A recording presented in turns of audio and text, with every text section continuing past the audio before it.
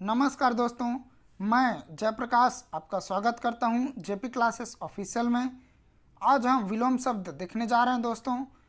सबसे पहले जान लेते हैं कि विलोम शब्द का अर्थ क्या होता है। विलोम शब्द का अर्थ होता है उल्टा, उल्टा या विपरीत, उल्टा या विपरीत।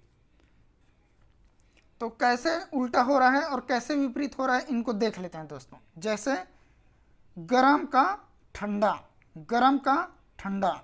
जैसे आप दूध गरम करते हो तो गरम के फॉर्म में होता है दोस्तों। जैसे चूल्हा में चढ़ा हुआ रहता है तो वे गरम के फॉर्म में रहते हैं। यदि दूध को आप वे चूल्हा से बाहर कर देते हो, चूल्हा से बाहर कर देते हो तो वे ठंडे के रूप में हो जाते हैं, ठंडे हो जाते हैं। तो वही गरम का ठंडा हो जाता है।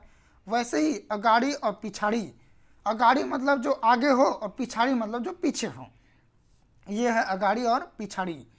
वैसे ही अर्जन और व्ययन, अर्जन मतलब होता है दोस्तों किसी चीज को ग्रहण करना, किसी चीज को पाना, ये है अर्जन। और वैसे ही व्ययन किसी चीज को खो देना या व्यय कर देना, वे है व्ययन। उसी प्रकार रिजु दोस्तों, रिजु और वक्र, यह पेपर में सबसे ज़्यादा पूछा जाता है दोस्तों। रिजु और वक्र को ही सबसे ज़्यादा पूछी जाने वाली क्वेश्चन होती है।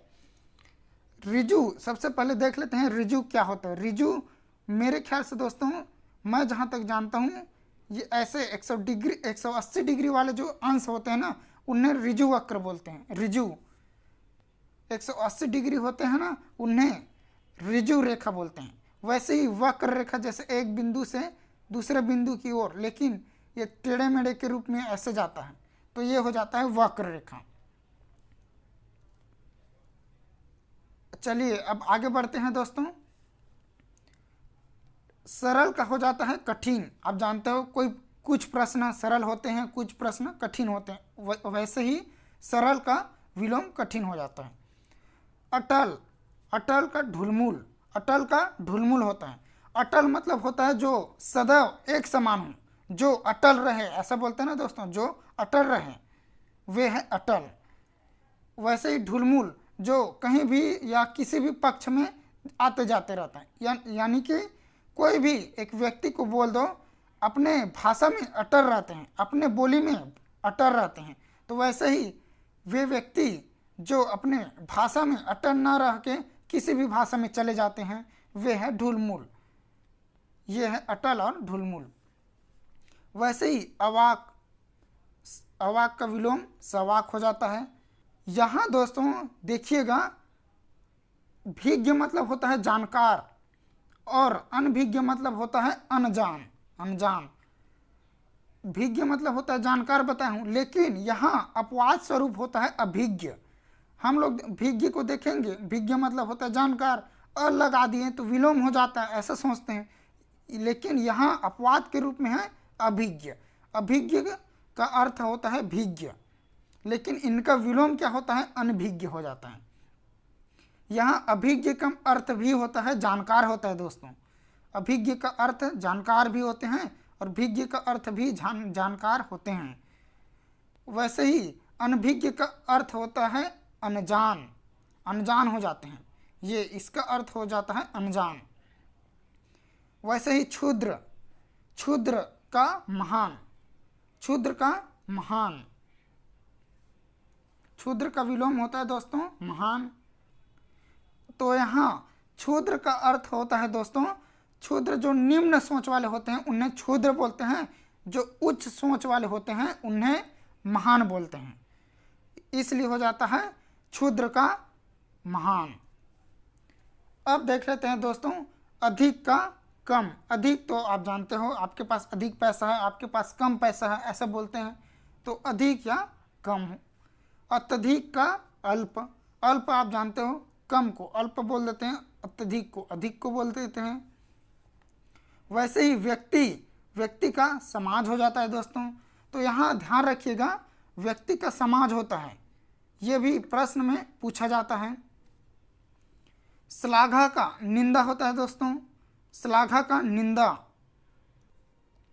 यहाँ श्लाघा का अर्थ होता है दोस्तों प्रशंसा करना, और निंदा का अर्थ होता है, आप जान रहे हो, निंदा करना, किसी चीज़ का निंदा करना, या किसी व्यक्ति का निंदा करना। और श्लाघा का अर्थ होता है किसी व्यक्ति का आप प्रशंसा करोगे, उन्हें बोलते हैं श्लाघा। उसी प्रकार ये परुष का अर्थ होता है दोस्तों कठोर, परुष का अर्थ होता है कठोर। और उसी प्रकार कोमल का अर्थ होता है कोमल, आप जान रहे हो नरम, नरम बोलते हैं हम लोग। तो परुष का विलोम कोमल, परुष का विलोम कोमल हो जाता है दोस्तों। अब आगे बढ़ते हैं दोस्तों। व्यक्ति का समाज हम देख चुके हैं, व्यक्ति का समाज होता है। वैसे ही बर्बर का सभ्य हो जाता है दोस्तों, बर्बर का सभ्य हो जाता है। बर्बर जो बर्बरता पूर्वक व्यवहार करे वह बर्बर है। और वैसे ही सभ्य जो सभ्य पूर्वक रहे वे सभ्य है दोस्तों। वैसे ही शोषक, शोषक का विलोम क्या हो जाता है? शोषित या पोषक, शोषित या पोषक हो जाता है दोस्तों।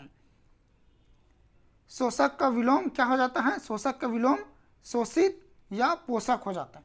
पोषक मतलब होता है पालने वाला, शोषित मतलब होता है पालने वाला, लेकिन शोषक का अर्थ होता है जो शोषण करने वाला हो, जो शोषण करने वाले हो उन्हें शोषक कहते हैं। वैसे ही शोषित और पोषक का अर्थ होता है जो पालने वाला। अब देख लेते हैं दोस्तों जंगम, जंगम का विलोम शब्द। जंगम का विलोम शब्द स्थावर होता है दोस्तों, जंगम का विलोम शब्द स्थावर होता है। जंगम का अर्थ होता है दोस्तों जो चल सकता हो, उन्हें बोलते हैं जंगम। जो कहीं भी ले जाया जा सकता है उन्हें बोलते हैं जंगम। और स्थावर मतलब जो सदैव स्थायी रूप से हो या जिन्हें कहीं ले जाया ना जा सके, जिन्हें कहीं ले जाया ना जा सके, वे है स्थावर। उसी प्रकार गौरव, आप जान रहे हो गौरव का क्या अर्थ होता है। और लाघव, गौरव का अर्थ है किसी का गौरव बढ़ाना, लाघव किसी का गौरव कम करना, ये है गौरव का विलोम लाघव। अब देख लेते हैं दोस्तों हम गरिमा का विलोम शब्द लघिमा होता है। गरिमा का विलोम शब्द लघिमा होता है।